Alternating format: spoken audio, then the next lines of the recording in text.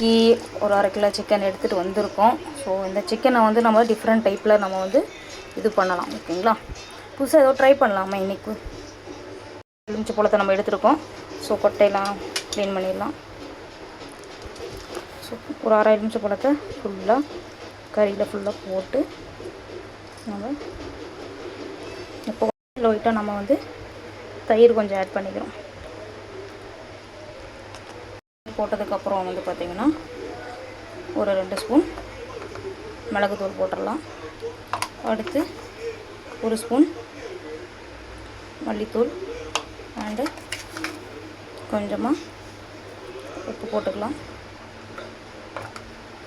அதுக்கப்புறம் லைட்டாக நம்மளோட டெல்லியோட எவரெஸ்ட் மீட் மசாலாவை நம்ம வந்து ஆட் பண்ணுறோம். ஸோ எனக்கு இந்த மசாலா ரொம்ப பிடிக்கும், டேஸ்ட்டும் நல்லாயிருக்கும், ஸ்பைஸியாக அழகாக பார்க்குறதுக்கே கலர்ஃபுல்லாக இருக்கும். ஸோ இது வந்து நம்ம இன்றைக்கி ஆட் பண்ணியிருக்கோம்.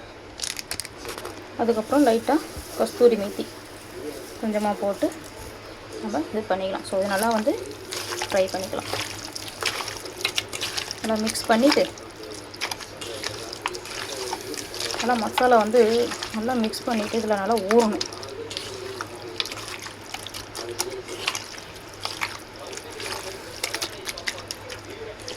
நல்லா ஊறினா தான் இந்த மசாலாலாம் அந்த கறிக்குள்ளே இறங்கும்.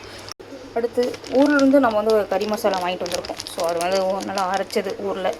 ஸோ மலசமத்துலேருந்து வாங்கிட்டு வந்திருக்கேன். ஸோ அந்த இது வந்து கொஞ்சம் லைட்டாக கொஞ்சமாக போட்டுக்கோங்க, காரம் அதிகமாக இருக்கும்.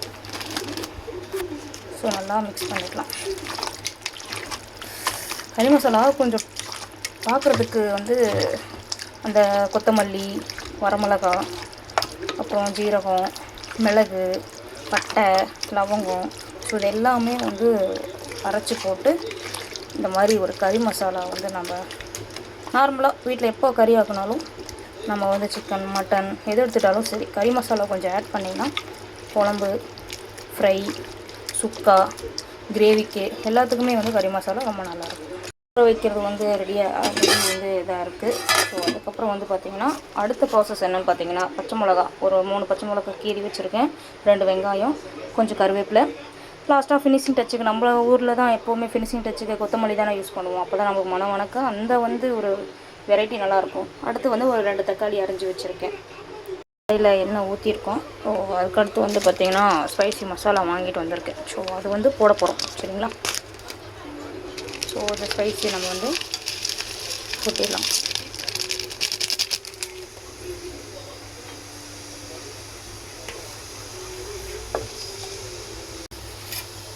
ஸோ நம்ம எடுத்து வச்சுருந்த இதெல்லாமே வந்து இன்க்ரீடியன்ஸ் எல்லாமே நம்ம போட்டுடலாம். பச்சை மிளகா,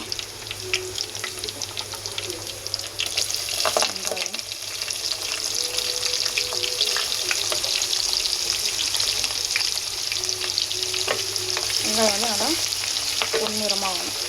அப்போ தான் வந்து பார்த்திங்கன்னா இதாக இருக்கும். வெங்காயம் எந்த அளவுக்கு நம்ம வணக்குறோமோ அந்த அளவுக்கு வந்து டேஸ்ட்டாக இருக்கும். நம்ம என்ன தான் வந்து கிச்சனில் வேலை செஞ்சாலும் அந்த வேர்க்க நம்ம செய்கிற அந்த ஒரு தருணம் இருக்குது பார்த்திங்களா. கடவும் இருக்குது, பட் இருந்தாலும் ஃபேமிலிக்காக நம்ம வந்து அவங்க நல்லா ருசியாக சாப்பிடணும், நல்லா திருப்தியாக சாப்பிட்ணுன்னா நாம் மனசார செஞ்சால் தான் அந்த ஃபுட்டு நல்லாயிருக்கும். இது இதாகிடுச்சு. நம்ம வந்து ஒரு ஸ்பூன் இஞ்சி பூண்டு பேஸ்ட்டு நம்ம வந்து ஆட் பண்ணிக்கலாம். ஆட் பண்ணிவிட்டு நல்லா இது பண்ணிக்கலாம். தக்காளியில் கொஞ்சம் ஒரு 2 தக்காளி நம்ம வந்து ஆட் பண்ணுறோம்.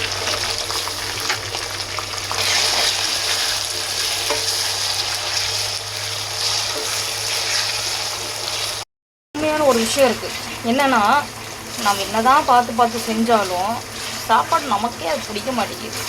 ஆனால் நம்ம வந்து ஒரு அவசரத்துக்கு ஒரு சாப்பாடு நம்ம செய்கிறோம் அப்படின்னா அதாவது எந்த சாப்பாடு நம்ம அவசரமாக செய்கிறோமோ அந்த சாப்பாடு தான் செம்ம டேஸ்ட்டாக இருக்கும்.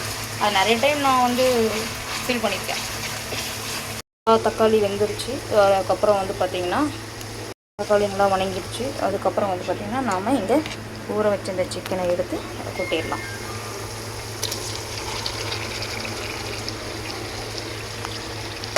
ஸோ நல்லா வந்து கலந்துக்கலாம். அதெல்லாம் போட்டு நல்லா வணங்கிடுச்சு. இந்த டைமில் நம்ம எடுத்து வச்சுருந்த இந்த கருவேப்பிலையை கொஞ்சம் தூவிடுவோம். ஏன் கடைசியாக தூவுறோன்னா, இப்போது வந்து அந்த கருவேப்பிலை மனம் வந்து நம்மளுக்கு நல்லா ஸ்மெல்னஸ் நல்லா கொடுக்கும். பாருங்கள், செம்மையாக இருக்குது இப்போவே எனக்கு. ஸோ இந்த கருவேப்பிலை வந்து பார்த்திங்க அப்படின்னா ஃபஸ்ட் டைமில் போடும்போது அதோட ஸ்மெல்னஸ் வந்து போயிருங்க. ஸோ நம்ம கடைசி கொஞ்சம் லைட்டாக ஆட் பண்ணும்போது அந்த ஸ்மெல்னஸ் நல்லாயிருக்கும். அதுவும் இந்த பள்ளிப்பாளையம் சிக்கன்லலாம் பண்ணும்போது வந்து பார்த்திங்கன்னா நம்ம நார்மலாக யூஸ் பண்ணுற அந்த வரமிளகாய், கருவேப்பிலை, ஸோ இதெல்லாம் நம்ம ஆட் பண்ணும்போது அது இன்னும் ஸ்மெல்லஸ் நல்லாயிருக்கும். நம்ம வந்து கிரேவி மாதிரிலாம் பண்ணல, நார்மலாக ஒரு லைட்டாக கொஞ்சம் சுக்காவாக, கொஞ்சம் கிரேவியாகவும் சுக்காவும் மாதிரி தான் பண்ணுறோம். ஸோ இதில் வந்து கொஞ்சமாக நம்ம வந்து தண்ணி ஆட் பண்ணிக்கலாம். அதிகமாக தண்ணி வேண்டாம், ஏன்னா குழம்புலாம் வைக்கலை, நார்மலாக சுக்கா மாதிரி. நல்லா வந்து நம்ம மூடி வச்சிடலாம். மூடி வச்சுட்டு கொஞ்சம் நேரம் நம்ம வந்து ஒரு 10-15 நிமிஷம் கழித்து மறுபடியும் ஒரு டைம் கொஞ்சம் கிளறி விடலாம். கழித்து நம்ம ஓப்பன் பண்ணும்பொழுது ஸோ இந்த அளவுக்கு கொஞ்சம் நல்லா லைட்டாக இருக்குது. ஸோ தண்ணி வந்து இன்னும் வந்து கொஞ்சம் லைட்டாக இது பண்ணணும், சுண்டுனா தான் குழம்பு கொஞ்சம் லைட்டாக கெட்டி மாதிரி வரும். கொஞ்சம் நேரம் நம்ம ஒரு 10 நிமிஷம் மூடி வைக்கலாம். பிரிஞ்சு வந்துடுச்சு. இந்த டைமில் வந்து பார்த்திங்கன்னா நம்ம நறுக்கி வச்ச கொத்தமல்லி தலையை தூவிடலாம். சரிங்களா?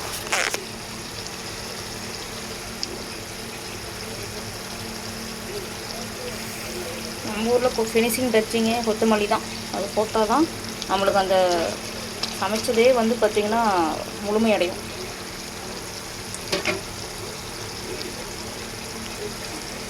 So okay, ready.